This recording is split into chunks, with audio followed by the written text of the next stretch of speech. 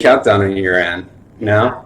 We are We're live. live. Hello, everyone. Welcome to Events from Black to White. I'm Derrick Johnson, And I'm Rachel Sheerin. and this discussion is all around conference speakers and the lack of diversity. As you can tell, Carrie is not here, but I have awesome Rachel beside me, and we're going to converse around some of the most important things when it comes to our event industry, and that's the presence of diversity within the speakers. So, Rachel, why don't you just give our audience just a little introduction to yourself? Totally. Well, my name is Rachel Sheerin. That's no relation to Ed Sheeran. I do not have Irish pop star money, unfortunately. That would be amazing. That would be. But no, it's just my husband's last name, and I thought it was easier to pronounce than my maiden name, which is Di Bernardo. Very nice, Italian and long. Yeah. I always like to say my stage name is Rachel Sheerin. And I am a keynote speaker and a team trainer that has a long history in events. So I come from the hospitality background, the events background, catering, always in the sales and service departments, as well as like leading teams. Yeah. And long story short is I keynote on things related directly to success, happiness, and burnout, which is when joy leaves your work. So anyone, I mean, Derrick, I can imagine you've been there a time or two. Anyone that gives their heart and soul and passion to the work that they do. Yeah. Burnout isn't if it's going to happen, it's typically when it happens and how we handle it when it does come. So I try and keep high performers that love what they do and who they do it with and who they do it for in roles, being happy and successful, and honestly, like getting the love and happiness we give others. So Oh wow. So we are going to veer off topic here. So what does a high performer with a lot to do? What ultimately keeps them from burning out? Yeah, I think honestly, when it comes to like prevention or Taking notes. burning out, if I could go like quickly, and I do have a TEDx talk that's on TED.com right now about this. It's called How to Burn Out and Be Successful. But Oh wow. hospitality pros specifically, what I think is massively important is we check in with ourselves with some intense questions, such as every day I ask myself, how do I want to feel today? Yeah. Because we're always concerned with the other person's feelings, with our clients' feelings, with the world's feelings, which we cannot control last time I checked, but we rarely ask ourselves. And a lot of us, I mean, I don't know how you fell into the industry, but I fell in because I was like, oh, I don't want to be a lawyer. This is awful. Like I worked in a law firm for about 5 seconds and was like, no, I have too much party in my heart to be there. And so I took this weekend job at events and it was amazing. And I thought, what, you could get paid for this? Like, yeah. But I was always, looking back, I was always better at making other people happy and not myself. And so it's, how do I want to feel today? What am I going to do to feel that way? Right? Because when we're an active participant in our emotions, our health, our happiness, all that kind of stuff, whatever we want, the road's going to rise to meet us, but we have to make that effort. We have to like meet that motion that attracts it.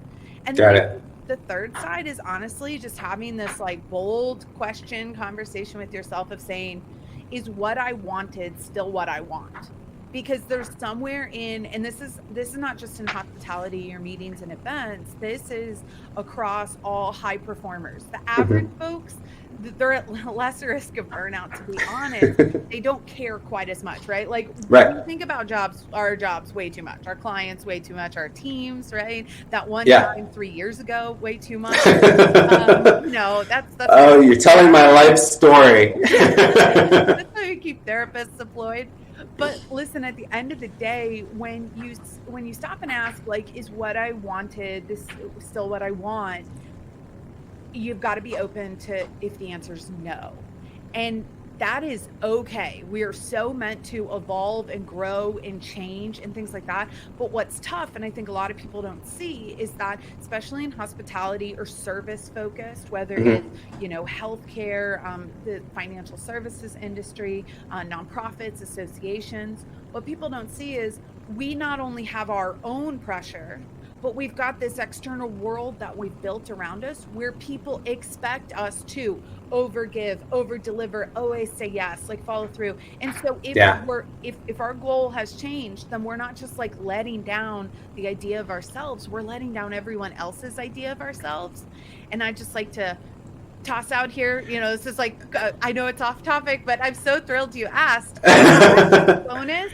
No one is thinking about us nearly as much as we're thinking about us. Yeah. So, okay, people are going to be surprised for a second. Like, you're meant to grow. Like, we're meant to change. And so I an add-on question to that. So in this world of changing priorities, not forget about, but what we want may be one thing, but now we're confronted with so many other things that are vital to our existence even. And we're seeing so much clarity in we were talking about humanity before we jumped in the main room, but the lack of humanity. So what are your thoughts on how we juggle our priorities and then the priorities of the greater good? I think not only is it a valid question, but I wish that there was some like formulaic answer I could give to like back it up. No, that's fine. Yeah, one of the things that I would say though, as you talk about it and kind of our conversations evolve, Derrick, and listening to you and tuning in every week from events from Black to White is acknowledging the fact that our values are where we spend our money, where we spend our time, and where we spend our mind. Yeah. And when you think about your values, and when you ask people their values, I mentioned this in my TEDx, I say, values are sometimes like live, laugh, love, friends, family, faith. And they sound like they should be like in someone's bathroom from Greenwich. Like, when you look at your calendar, when you look at your bank account, where you look at your thoughts and your words, like that shows me what you value. So like, look at where you're spending your money, look at where you're spending your time, look at where you're spending your mind, and to really start to me, hone in on that stuff. And like, one of the things that I think's actually been great about just honestly 2020 is I have more clarity around what I think, where I'm putting my money, where I'm putting my mouth, and also too the lines I'm willing to draw. Like hate speech comes out of your mouth, like hate speech in a joking manner. I'm not gonna lie, Derrick, I would have brushed that off previously in corporate situations.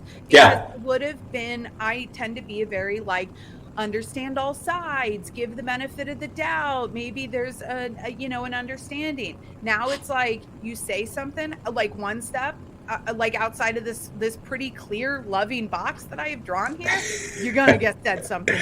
Yeah, exactly. No, I know exactly what you mean, and I think that's something that I would say resembles me very much as it relates to this year specifically. As I've become more direct in my thoughts, and I've become I feel like I don't let things go as easily as I would have before.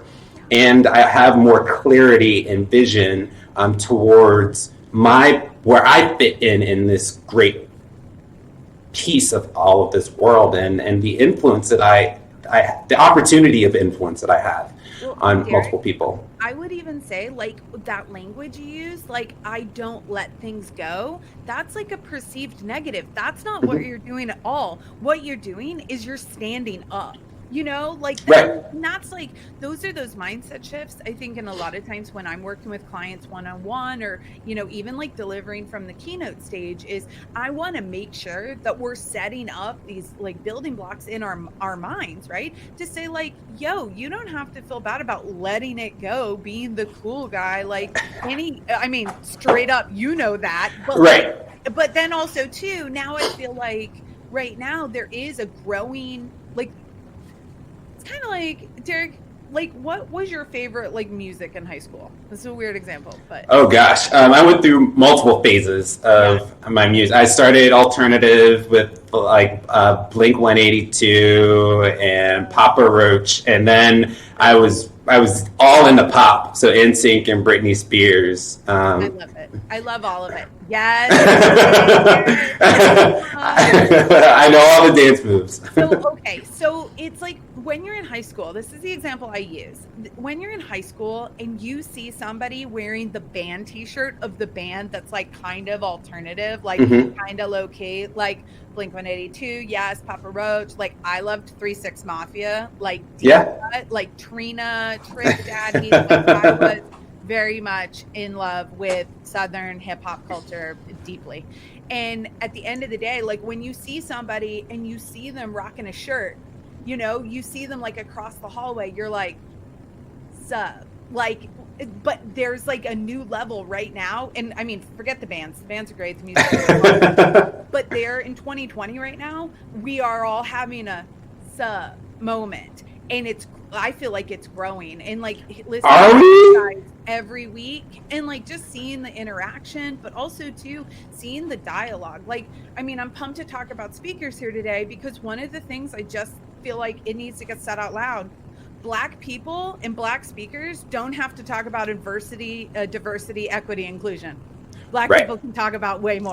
They're incredible professionals. There's a bunch of great DEI folks out there that are speakers. But like, to me, it's one of those things where the more we say it and the more we don't just like not let it go, but like we stand up and say something, the more we do give people the opportunity to do better in these tangible ways that put money in, you know, Black people's pockets, brown people's pockets, like people who have typically been marginalized, served, underrepresented. Like you have the power. We all have the power to just say something. You know what I mean? So you got us here in this conversation. So now we're gonna go down it. So I look at it in two different ways. So yeah, I do believe that you don't necessarily need the Black person talking about diversity, equity, and inclusion. But I also feel like the figure on the stage, the visual figure, helps people instantly correlate and fully get into or immerse themselves within the story that's being portrayed.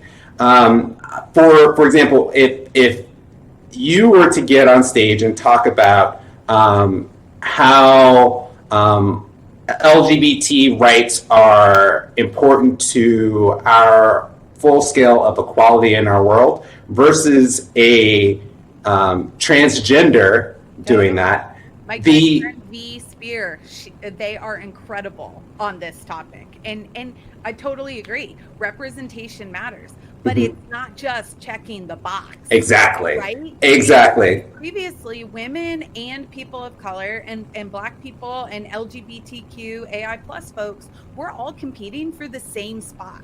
Because the white male keynoters, honestly, they're guaranteed like most of the time. You know what I mean? When have you gone to a conference? And I was trying to create a list and I was like, dang, I can't find an example of this, though I could find one example, and it was the Association for Women in Events conference. So a very specific women's only conference. But when you go to a general conference and you see non-white male keynoters, you know, like they're just a guarantee on the bill. And, you know, I started to think, you know, before our chat is, why does that happen? Why do you think it happens? Like, coming from your background in events, do you have like any inkling or like? Well, I mean, I think it's all systemic. It's built into the system. The white man is at the top of the pinnacle. It's the business owner. It's the more driven person. It's the more financial, stable. They're the most innovative or creative. So like the symbol of being a white man in this country specifically is a power of leadership, a power of authority.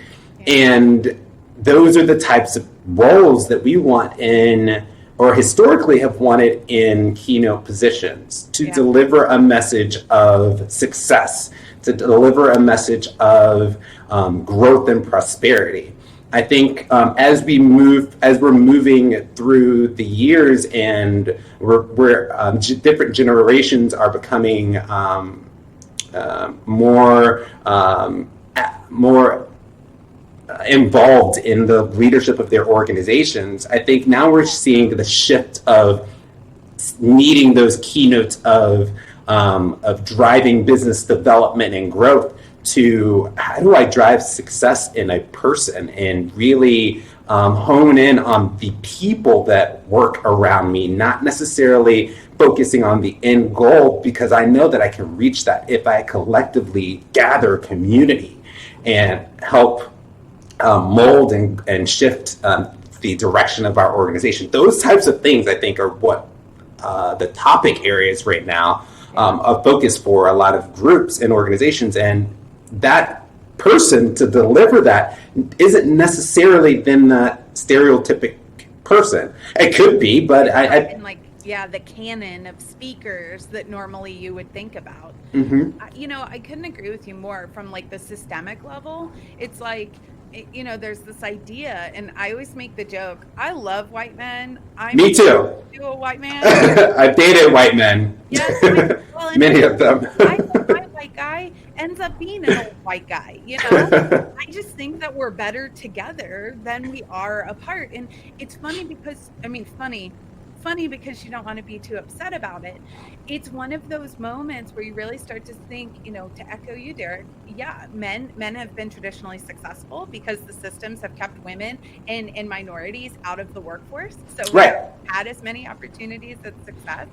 But when you look back, and this is where I feel, totally energized, it's like you look back over younger people getting involved in associations, younger people definitely being more tech savvy.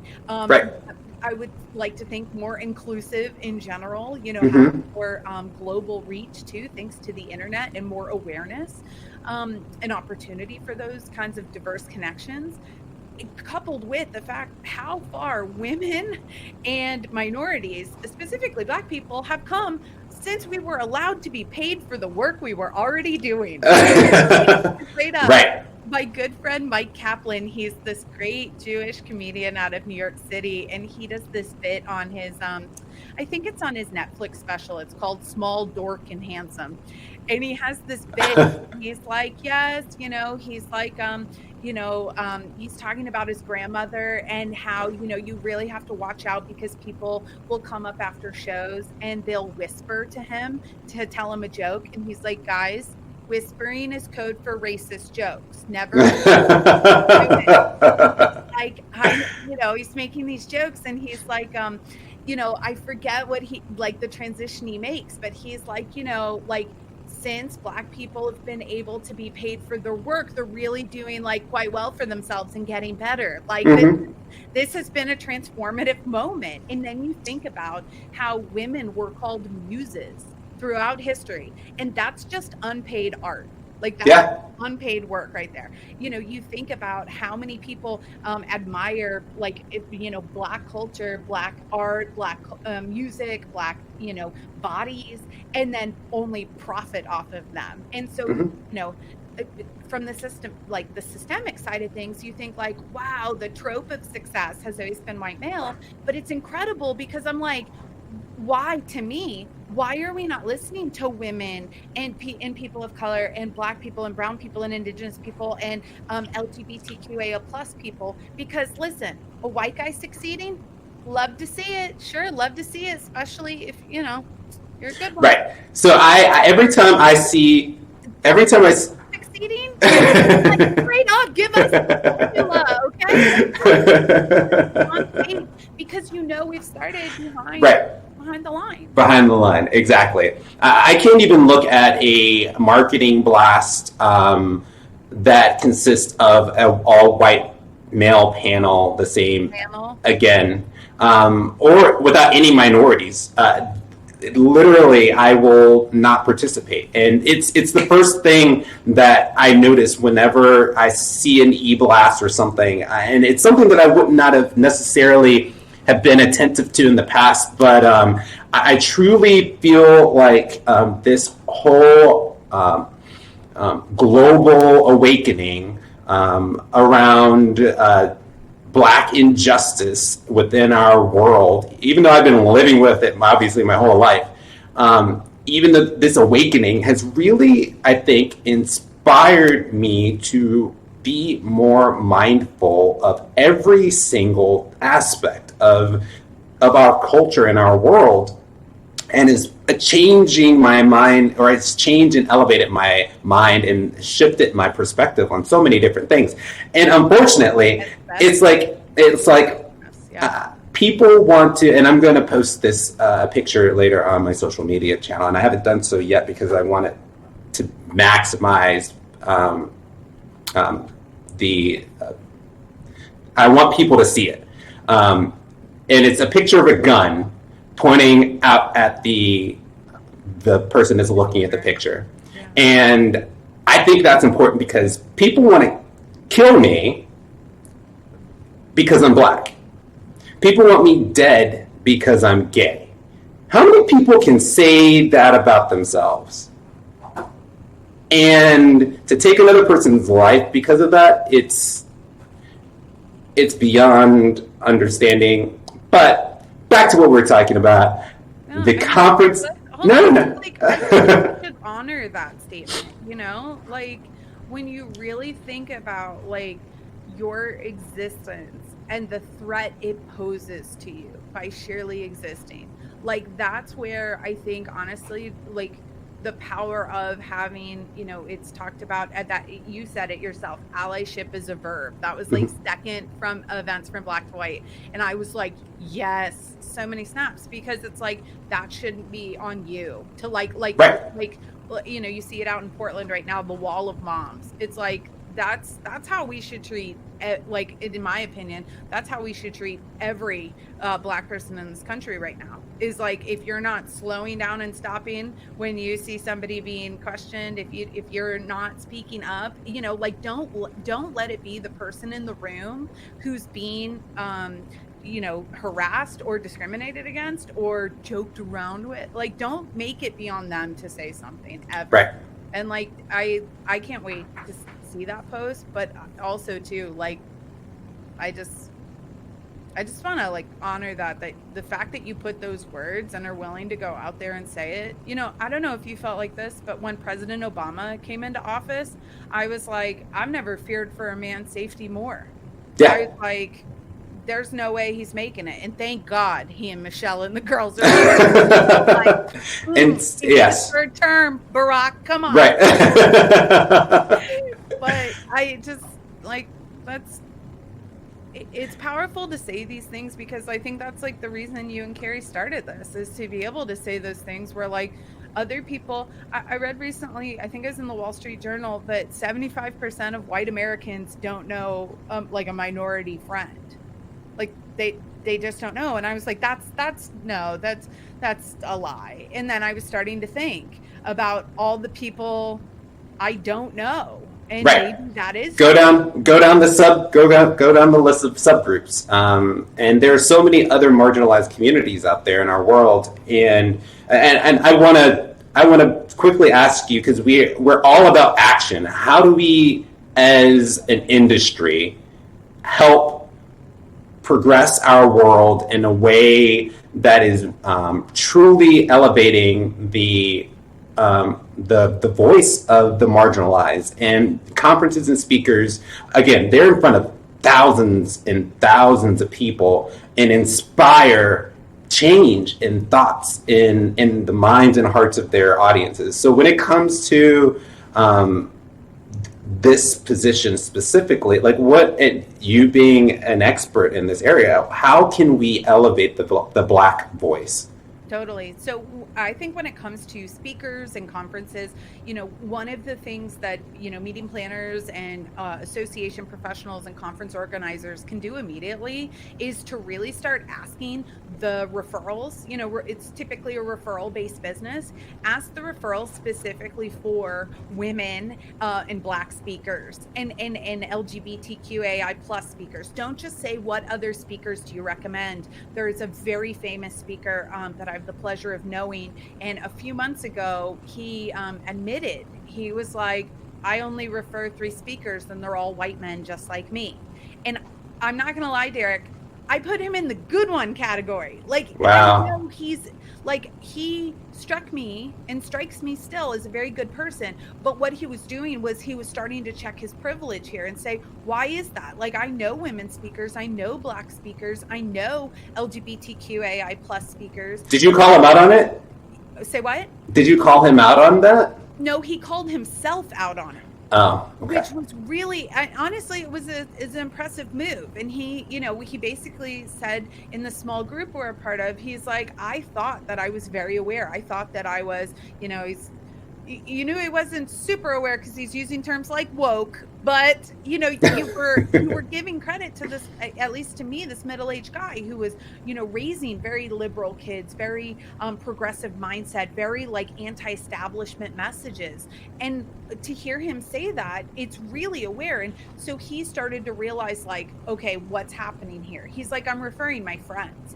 But what I don't understand is, and this is what he acknowledged, was my friends don't need my help on stage. My Black friends need my help to get on stage. My female friends need my help to get on stage, and other subsets and groups who need to have their voices amplified. He's like, I don't need to refer that. So when you're asking for referrals, ask specifically for what you want. When you put out call to speakers, make sure, if you mean it, if you want inclusive and diverse voices on that stage, make sure you say calling all Black speakers, calling all BIPOC or BIPOC speakers, calling all women speakers, put women with an X to show that you are inclusive of non-binary and transgendered people.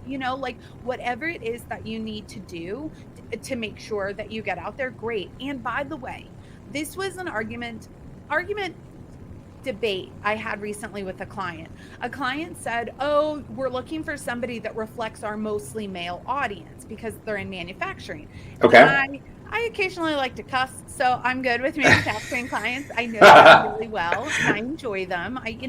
But I'm the person at the happy hour that's very liberal compared to a lot of my manufacturing and construction association clients.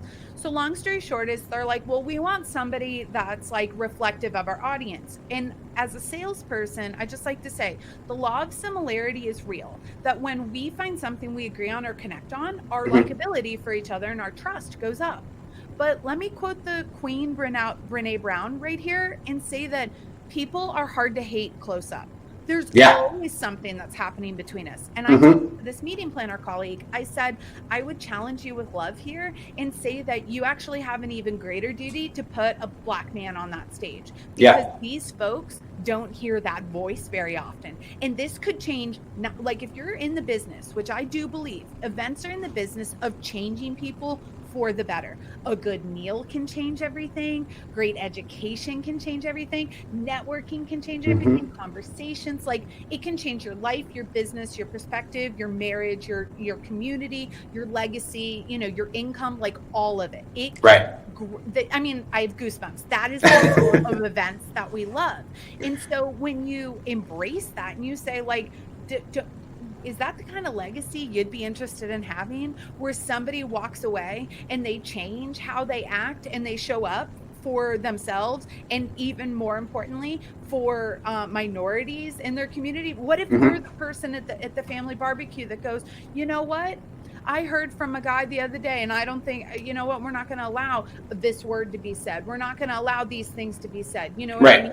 Like, that is truly the power of a great speaker up there. And also too, being inclusive. People, it is about finding a good fit for messaging, for storytelling, for energy. There's nothing worse. Me, when I speak to accountants and financial services, if they're in sales, I come in myself, high energy. I know that if I come into actuaries and accountants, I got to slowly ramp up. I do a softer open, because if I smack them with this, Derrick, they're going to be like, no, a woman is too far. Exactly. Exactly.